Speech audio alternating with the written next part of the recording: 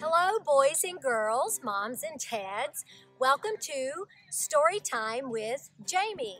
I'm so glad you've tuned in today, and today's actually a very, very special day. But first of all, if you haven't already subscribed to my channel, be sure and subscribe down below. And also, if you want to check out this book or this story today or any of my other books, you can go to jamiebryantbooks.com. Well, the reason today is super excited. I'm actually just released my second edition of my book titled Fish Guts and Other Bedtime Stories. It's been a long time in the making, but this new second edition, it's been almost 20 years since the first edition, but this one has some pencil art, just a few little nuances, but I think you're going to love it. And of course, the biggest change is the cover. Super excited about this new cover, and I can't wait for you to check it out.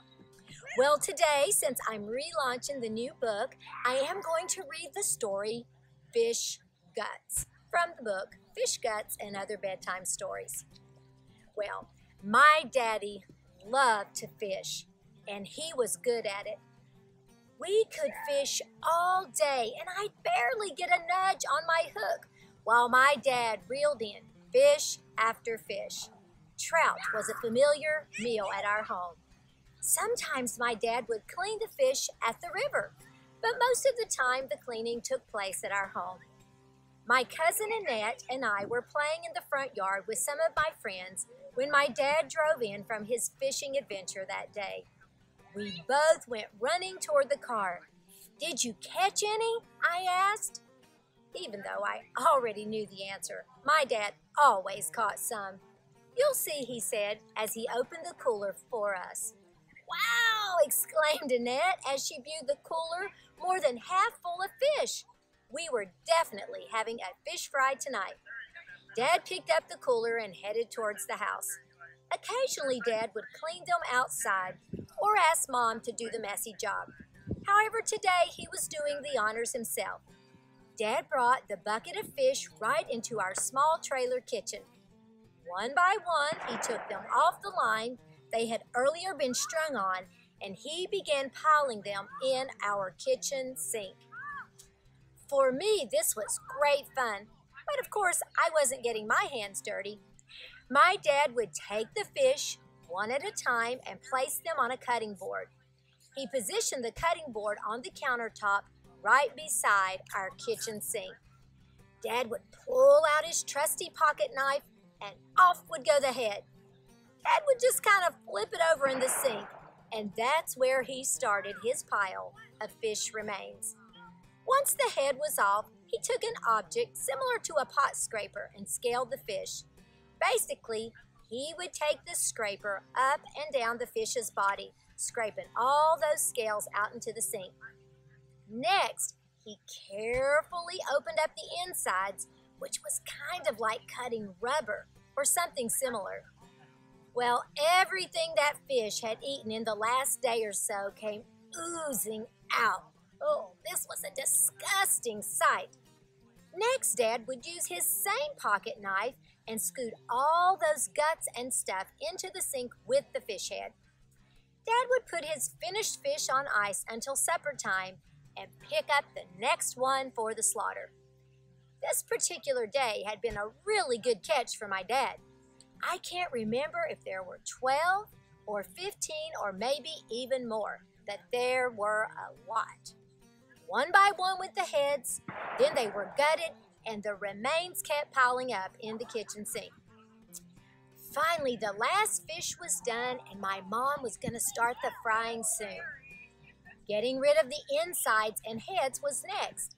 Dad took an empty old bread bag and started picking up the guts and heads with his bare hands. He put them inside the plastic bread bag, handful by handful. Taking out the full bag of fish guts was a common chore for me at age 8. I heard him call my name, and I went to the door to get the bag. Dad handed the bag to me after he had tied it securely shut. I was supposed to take the bag and throw it over the side of the fence. Usually the neighborhood cats would feast on the remains later. I had the bag in my hand and was anxious to get rid of it, so I could go back to playing with my cousin Annette. Annette had come over to our house to play for the day. "What you got?" she yelled as I headed out the door. "Fish guts! You want some?" She screamed, and I proceeded on towards the fence to get rid of the smelly bag. Well, being a normal kid, I couldn't just give one giant swing and throw the bag over the fence. I decided to build up some momentum and speed. First, I did the swirl thing with the bag, just swirling it around and around. Then I would spin it back and forth and side to side. I would have probably continued this for a few more minutes until I heard my cousin Annette shout, "You're it!" That got my attention, and I finally remembered that we were in the middle of a game of tag when my dad had called me. Well, this motivated me to go ahead and complete my mission. With all the strength I had, I began to swing the bag round and around and around and around in a Ferris wheel motion. But what happened next left me stunned. Without any warning, the bag split open and fish guts went flying. Instead of the whole bag going over the fence in front of me, the bag busted open behind me. I quickly looked up to find Annette covered from head to toe in fish guts. There were even a couple of the heads lying motionless on top of her head. The rest of the fish guts were scattered all over her body. There were parts on her legs and down her arms, and even some on her shoulders. Her shirt was disgusting, but probably the worst part was her face. Some piece had landed on her cheek, and there was a little strand hanging out one of her nostrils. Annette could barely keep one of her eyes open as something was oozing off of one of her eyelids. She was standing there holding out her arms like this, going, "Ah! Ah!" My friends and I wanted to help, but the sight of her caused everyone who had been playing nearby to burst out in laughter. We laughed and we looked and we realized she needed help, but what could we do without touching her? I'm not sure how long we stood there, bewildered and laughing uncontrollably. But finally, my mom came outside, and the look on her face told us we were in trouble. I quickly explained it was an accident. "Accident or not," my mom shouted. "Help your cousin Annette get that stuff off of her." Well, the next few minutes were spent pulling the remains out of her hair and off of her back and arms. We moved the pieces stuck to her eyelash and the one near her nostril. We hadn't bargained for pieces to be inside the crevices of her ear, but they were there nonetheless. It was awful. We finally picked all the yuck off of her, but the smell was still horrible. We took her clothes and threw them in the trash, and Mom informed the crowd of kids that the party was over and everybody needed to go home. My mom, Annette, and I went inside and straight for the bathroom. I remember walking past my dad, and I'm sure I saw a little grin on his face. Well, 2 baths and 4 hair shampoos later, Annette began to smell and look like her old self again. By this time, it was near bedtime, and we began preparing ourselves for bed. Up to this point, though, she had still not wanted to talk about it or have any of us so much as crack a smile about what had happened. This was really hard because although it was a horrible thing, it was also horribly funny. Well, we readied ourselves for bed and sat down to have some popcorn that Mom had popped for us. I let Annette choose a TV show. She certainly deserved it after the day she had been through.